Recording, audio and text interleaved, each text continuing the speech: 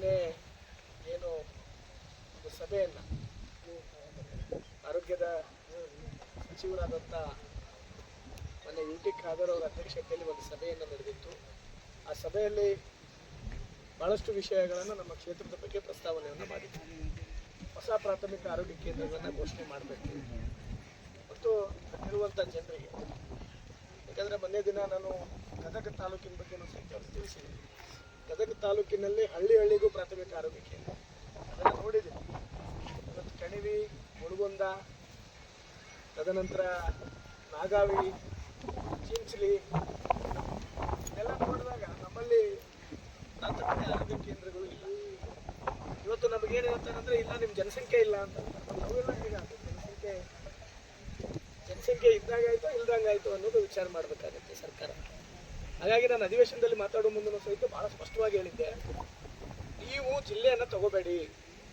ಜಿಲ್ಲೆ ಅಂತ ತಗೊಂಡ್ರೆ ನಮ್ಮ ಸಂಖ್ಯೆಗೆ ನಮಗೇನು ಬರಬೇಕಾಗತ್ತೆ ಅವು ನಮ್ಮ ಕ್ಷೇತ್ರಕ್ಕೆ ಅನ್ಯಾಯ ಆಗ್ತದ ಅಂತ ಹೇಳಿ ಆ ವಿಷಯನ ಅವತ್ತು ಸಹಿತ ನಾನು ಅಧಿವೇಶನದಲ್ಲಿ ಮಾತಾಡಿದ್ದೆ. ಯಾಕಂದ್ರೆ ನಮ್ಮಲ್ಲಿರುವಂಥ ಜನರು ನಾಳೆ ಆರೋಗ್ಯ ಸೇವೆಯಿಂದ ವಂಚಿತರಾಗ್ತಾರ. ನೀವು ಎಲ್ಲೆಲ್ಲೋ ಬೇಕಾದಲ್ಲಿ ನೀವು ಪ್ರಾಥಮಿಕ ಆರೋಗ್ಯ ಕೇಂದ್ರಗಳನ್ನು ಮಾಡಿ ಬೇರೆ ನಮ್ಮ ಕ್ಷೇತ್ರಗಳಲ್ಲಿ ಕೌಂಟ್ ಬರಲಿಲ್ಲ ಅಂದರೆ ಸಮಸ್ಯೆ ಆಗತ್ತಾ? ಯಾಕಂದರೆ ಅವ್ರು ಜಿಲ್ಲೆ ಮಾಹಿತಿಯನ್ನು ಇಟ್ಕೊಂಡು ನಿಮ್ಮ ಜಿಲ್ಲೆ ಒಳಗೆ ಇಷ್ಟು ಕೊಡಬೇಕಾಗಿತ್ತು, ಇಷ್ಟು ಕೊಡ್ತೀವಿ ಅಂತ ನನಗೆ ಮಾಹಿತಿ ಕೊಟ್ಟಾಗ ಅವ್ರಿಗೆ ಉತ್ತರವನ್ನು ನೀಡಿದ್ರು. ಹಾಗಾಗಿ ಈ ಕೊನೆಹಳ್ಳಿಯಲ್ಲಿ ನಾವು ಇಲ್ಲೊಂದು ಪ್ರಾಥಮಿಕ ಆರೋಗ್ಯ ಕೇಂದ್ರವನ್ನು ಮಾಡಬೇಕಾಗಿರೋದು ನಮ್ಮ ಕರ್ತವ್ಯ.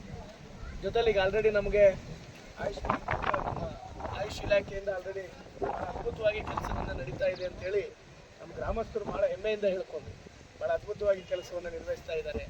ಇಲ್ಲಿ ಎಲ್ಲೆಲ್ಲೆಂದಲೂ ಪೇಷಂಟ್ ಬರ್ತಾರೆ, ಇಲ್ಲಿ ಬಂದು ತೋರ್ಸಕ್ಕೆ ಬರ್ತಾರೆ ಅಂತೇಳಿ. ಯಾಕಂದರೆ ಭಾಳ ಕಡಿಮೆ ಆರೋಗ್ಯ ಇಲಾಖೆಯಲ್ಲಿ ಈ ಥರ ಕೆಲಸ ಮಾಡ್ತಾರೆ ಸಿಗೋದು ಭಾಳ ಕಡಿಮೆ.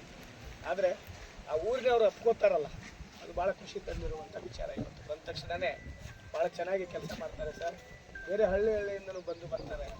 ಅದಕ್ಕೆ ಸಂಬಂಧಪಟ್ಟಂಥ ಎಲ್ಲರಿಗೂ ಸ್ಪಂದನೆ ಕೊಡುವಂಥ ಕೆಲಸ ನಮ್ಮ ಆಯುಷ್ ಇಲಾಖೆಯಿಂದ ನಡೀತಾ ಇರೋದನ್ನು ನೋಡಿ ಭಾಳ ಸಂತೋಷವನ್ನು ತಂದಿರುವಂಥದ್ದು, ಖುಷಿಯನ್ನು ಕೊಟ್ಟಿರುವಂಥದ್ದು. ಹಾಗಾಗಿ ಇವತ್ತು ಸರ್ಕಾರದ ವಿರುದ್ಧ ಹೆಂಗೆ ಕುಸ್ತಿ ಹಿಡಿಬೇಕಪ್ಪ ಅಂತಂದ್ರೆ ಅದ್ರ ಜೊತೆಗೆ ನಾವು ದಿನಾನು ಬಡ್ದಾಡ್ಬೇಕು. ಇವತ್ತು ಒಬ್ಬ ಆಫೀಸರಿಗೆ ಒಂದು ಸಿಗ್ನೇಚರ್ ತೊಗೊಂಬರಕ್ಕೂ ಕೂಡ ಇವತ್ತು ನಾವು ಶಾಸಕರ ಕಡೆಯಿಂದ ಫೋನ್ ಹಚ್ಚಿ ಮಾಡಿಸ್ತಕ್ಕಂಥ ಒಂದು ಪ್ರಸಂಗ ಇವತ್ತು ಐತಿ. ಯಾಕಂದ್ರೆ ತಾವೆಲ್ಲರೂ ದಿನ TV ಮಾಧ್ಯಮದೊಳಗೆ ನೋಡಕತ್ತೀರಿ.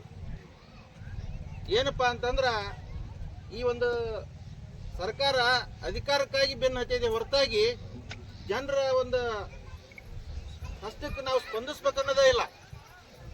ನೀವು ನೋಡ್ರಿ, ಈಗ ಆಲೇ 2-3 ತಿಂಗಳಿಂದ ನಾವು ಒತ್ತಾಯ ಮಾಡಕತ್ತೀವಿ. ರೈತರಿಗೆ ಮಳೆ ಬಂದಿಲ್ಲ, ಅವರು ಯಾವುದೋ ಒಂದು ಧೈರ್ಯದ ಮೇಲೆ ಬಿತ್ತನೆ ಮಾಡಿಬಿಟ್ರು.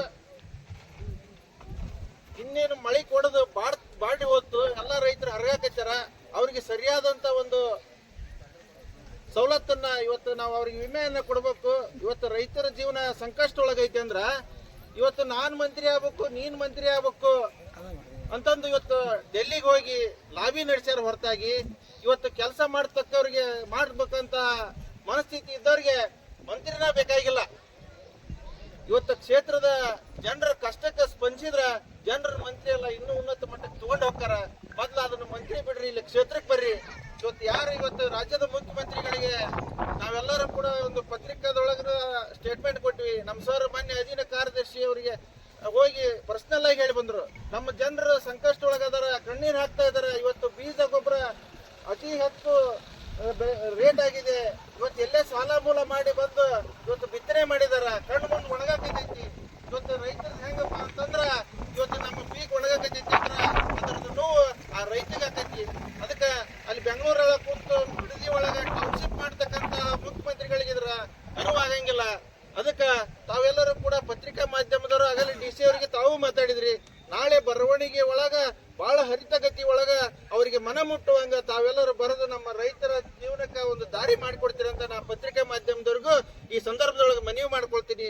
ಇವತ್ತು ಬಿದರಳ್ಳಿ ಗ್ರಾಮ ಅಂದ್ರ ಇದು ನಮ್ಮ BJPಯ ತವರೂರು.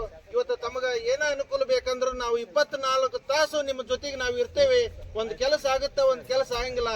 ಆಗ್ಲಾರದ ಕೆಲಸ ತಗೊಂಡು ಇವತ್ತು MLA ಮಾಡಿಲ್ಲ ಅಂತಂದು ಬರೋದಲ್ಲ.